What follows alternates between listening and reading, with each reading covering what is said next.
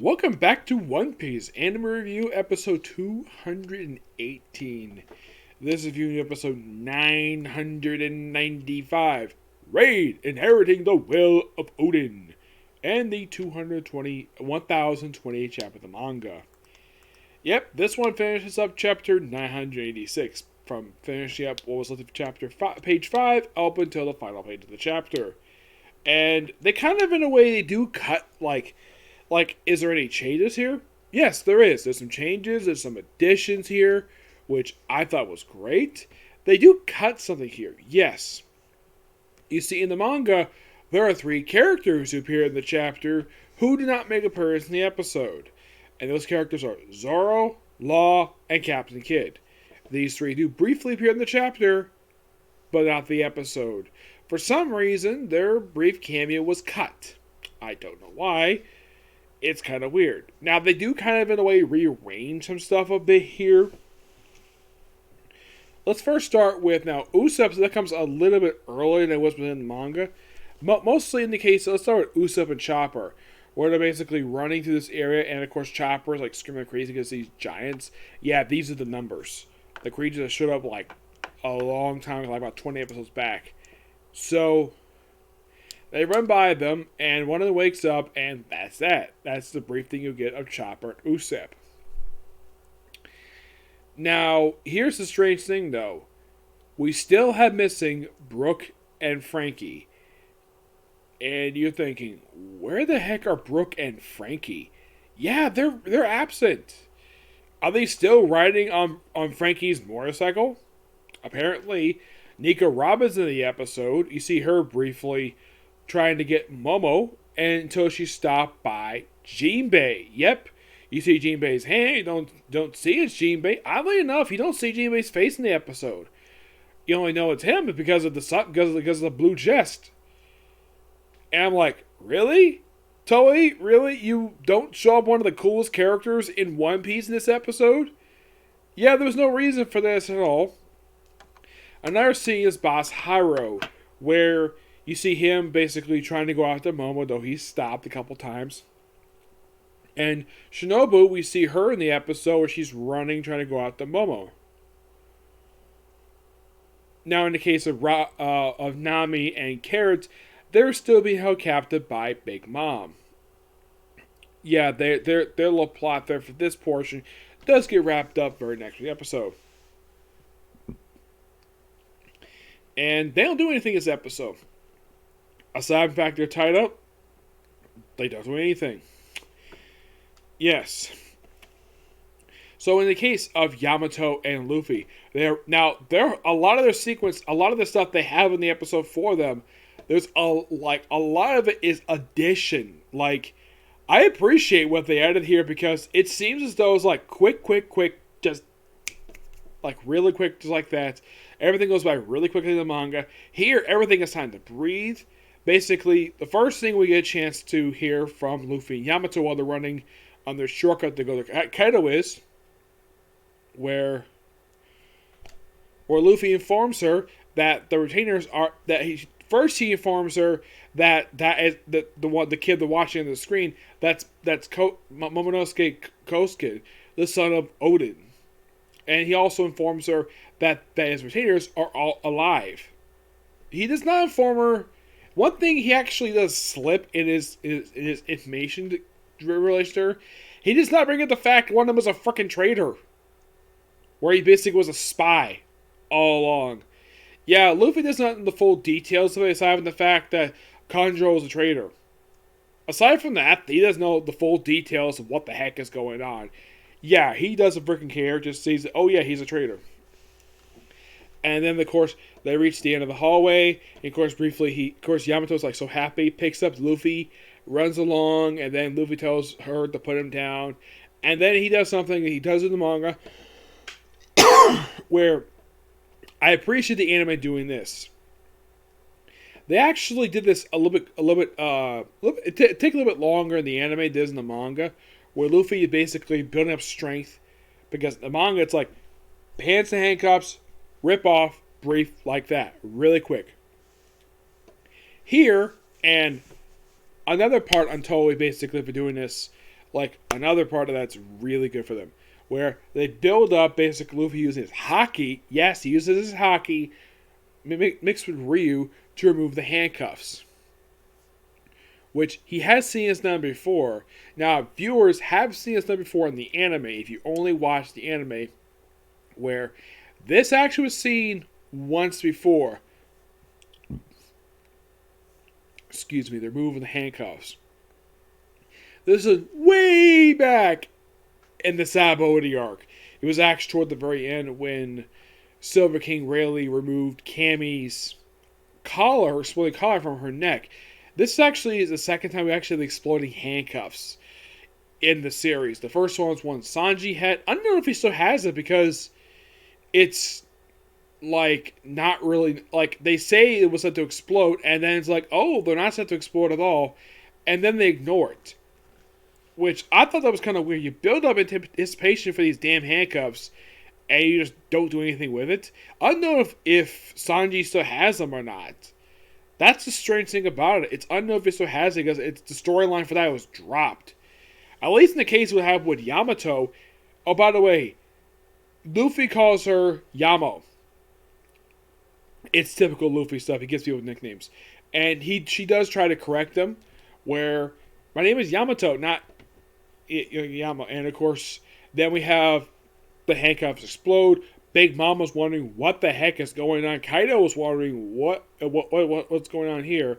Before I continue with this, I have to talk about Momo's, like, his big speech. We get freaking flashbacks to his father. This is also addition to the anime, where they talk where he's having a conversation with his father in the hot spring, which, yes, this is perfectly natural for Japanese guys to do. So he does explain the meaning of his name, Momonosuke, second to none, where he does reveal after some build-up that his name is Kotsuke Momonosuke, which, yes, he said that in the manga too, and at least the anime presents a lot more dramatic fashion than it does in the manga, because the stuff here, I love what they did here. I think the change they made make total sense. So, after the revelation, everyone's like crying, like everyone's so happy with the fact that he admitted the truth, and of course that makes Kaido angry, and he also thinks that everybody who's in Wano is an idiot. Now, I should point out that before I continue what happens next with Yamato Luffy, I have to talk about the stuff with Yamato with Kaido, where apparently the episode started with him, where it's like right after he killed the Shogun. Oh yeah, do you know what he does with the head? He steps on it. I'm surprised he doesn't smush the damn thing.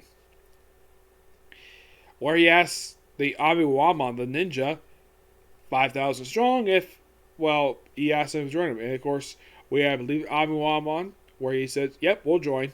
And the samurai, yep, they'll join too. And, well, according to Kaido, he's probably going to kill him anyways. And of course, Big Mom compliments Kaido for getting the worthless Shogun's subordinates to basically join him. Now, there's also a brief scene of Marco and Pedro. Oh boy, Pespro, the firstborn, the first son of Big Mom. Love this guy. Don't like the fact he sticks out his tongue. That's the only thing I like about the character is the fact he has his tongue. Where he actually is against. Now, despite the fact he does know about the alliance between Kaido and Big Mom, he actually is against it. Yeah, he's against it. So, he agrees. He suggests that he and Marco team up. That does explain something happening. It's going to happen later on. And that's it for that. Now, the rest of this episode is simply this. We have Luffy and Yamato after the explosion. They come down, and of course, well, Yamato's like, it's like, because all the explosion, of course. She also proclaims that Kaido is no longer a father, but practically she disowned him. So, she tries to attack him. Because in the manga, it's like, Luffy tells her, wait. Because in the anime, actually it shows her where she was actually going to try to attack her own father. But luckily enough, Luffy grabs her by the neck and tells her, wait, we're not going to start this battle. cut to the Samurai 8, and the animation turns black and white for like a minute or two, and we see them slicing and dicing, shooting up all these Animal Kingdom pirates into like in a gorgeous sequence. Love it. This was really good. Yeah, this whole sequence lasts for a good like couple minutes. It's really good. And of course they bust through doors until they get to the main door. And they slice it up, and Kaido is shocked to see these people alive. And then they all take out their swords. And of course someone got guns. And of course he hallucinates that Kinemon is Oden. Where Kinemon actually freaking stabs him. She slices his freaking belly. And of course they all jump on him. And of course he falls out the building. Yeah. By far an excellent ending to the episode. Really good. Yep. Now, let's talk about this new chapter of the manga. Now, the cover image is a 2-part image. It's the Straw Hats. Looks like playing like a video game-ish. It's a great image by Oden. Yeah, no readers request this time, surprisingly. Nope, not really. Yep. The chapter's called Brachinosnkeus, and the chapter starts off with this person. I don't know. It's one of Kaido's eyes, where they're communicating with this guy in the mask. They actually reveal who this guy in the mask is, and it will surprise you. Yes, because this is CP0. Yeah, they all wear masks, and who's under the mask is quite interesting. And there's even callback to Eddie's lobby here. Well, they're reporting what happened last year, like the second dragon here, not the one. It's not Kaido. We saw it. Must have heard the Vegapunk created. Flying with Straw Hat means Kaido. This dragon's enemy Kaido. Me, while they try to destroy each other. You got me? Yours above. On a free chance, Kaido loses. The nation unaffiliated with the world government will be placed under government direct control. Ships will be heading to Wano. So, does it possibly seem to you? Who is it communicating with? They don't say, and of course they people of the battle, and it is revealed who is under the mask. Under the mask of this leader of CP0 is none other than a guy who has not been seen on screen since Dressrosa. Rob Lucci! Yes, the second command of CP9. Yes, here's the thing. CP0 is headed by him. And here's the thing. His former boss is his subordinate. Yes, seriously. And, of course, his orders are bring back Nico Robin.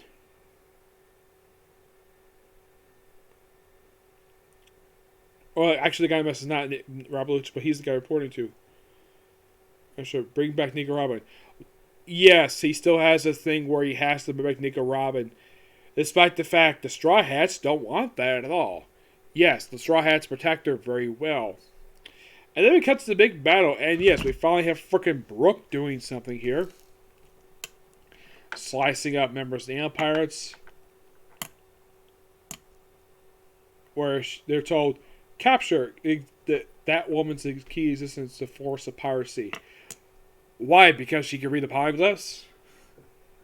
Around. It'll be done. Ooh. Yes. Oh, don't worry.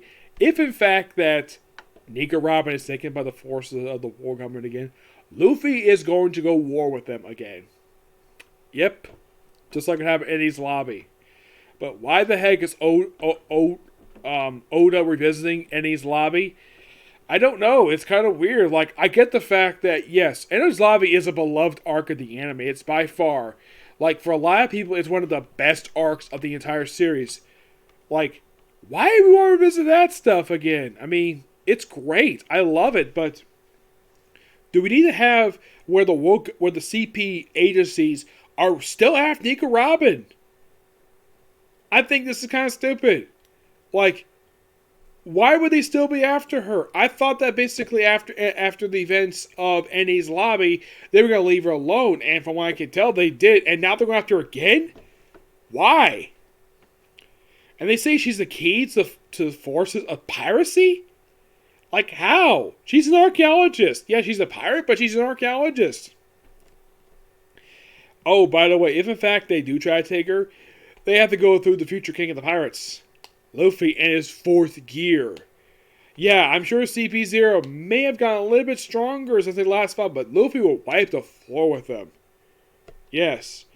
And we see that, well, a battle of dragons in the sky where back Yamato and Momo are noticing the fact that the island is falling apart. And they have to try to make sure it doesn't fall on the flower capital. And then we have Yamato transforming into a beast.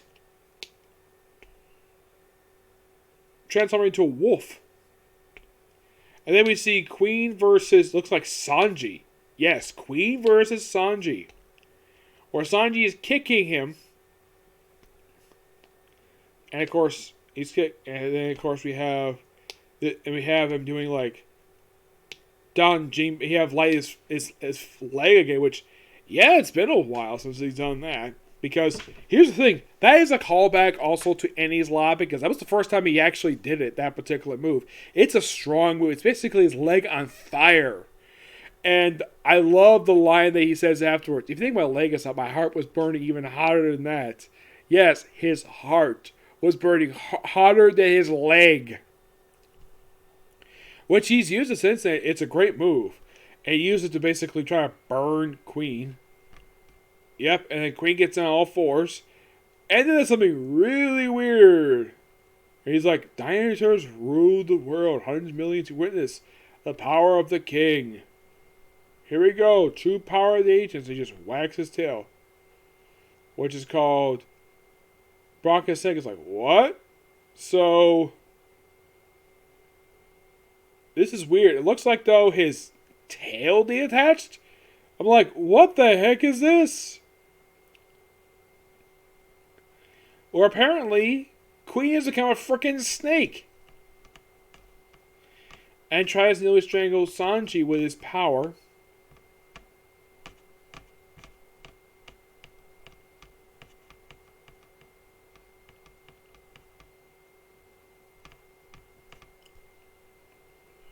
Yeah, and of course, Sanji is still...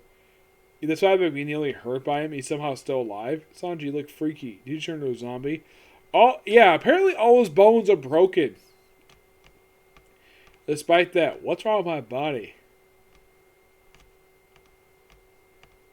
And he's like, oh no, I hope it doesn't awaken latent powers of theirs. Like theirs, well, his brothers. He's like, stupid brat. I'm back. Yeah, apparently his bones are back. And then, of course, Queen slices his sword at Sanji where it breaks. They're like hurting him. Or apparently it's like, he apparently broke it somehow.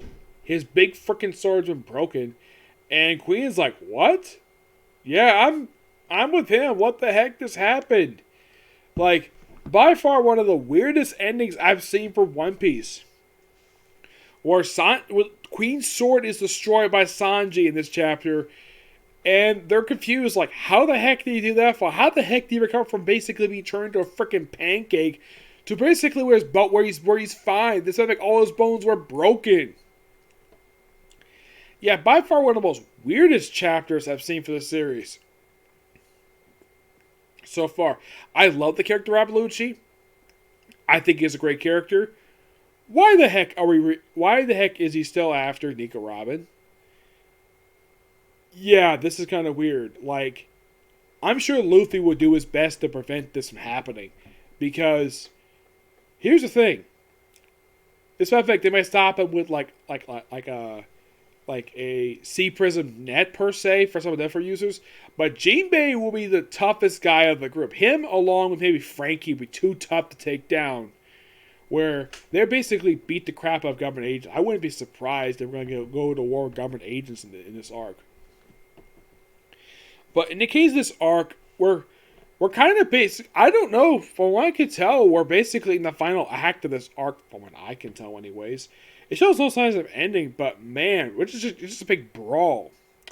I do admit it's a good chapter, despite the fact that we just have to have it where Rob Lucci is still after Nika Robin. Why the heck do I have Nika Robin? The reason being because she's, according to them, a rogue archaeologist who dared to decipher poneglyphs. Because apparently deciphering these damn things is deemed illegal. Because I think they make the weapons. Yeah, she's translated. One of them had nothing to do with weapons. Yes, that's the thing. A lot of these poneglyphs have nothing to do with weapons at all. They just tell a ancient history. Well, basically the blank period. Something that the world government in this series is trying to prevent the uncovering of. That's her goal, to uncover the lost century. And the world government is still have this thing where they want to stop her from doing that. Like unveiling what the heck this is. But with Luffy having a lot of basically piracy on her, like a lot of pirates on his side. Yeah, if you take her, Luffy will go after you.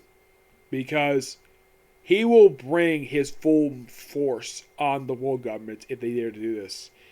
Yeah, that's just not only my opinion, but probably a lot of people who read this series. Yeah, that's probably what happened. Luffy will probably go to war with the world government. Apparently, like, as soon as Kyle's taken care of, they're going to open up the borders anyways. And put the government control. Yeah, I highly doubt that's going to happen. They're probably going to put... Luffy's going to make sure Momo's in charge. He's going to put the borders to the world, but he's not going to put it under the world government control. Oh no, he will not do that at all. He will plan to do something, but he'll make sure the world government does not get their hands on whatever is in the country. I mean, I think the reason why they want Wano was for the weapon factories. Yeah, that's probably my reasoning for why they want it. Yep. But yeah, that's a particular review. Stay tuned for my next review, which... I thought I would have time to do it tonight, but it's at 10:30. Can't do it tonight because I gotta work tomorrow morning. So, expect the review tomorrow. Okay? Next video. Bye.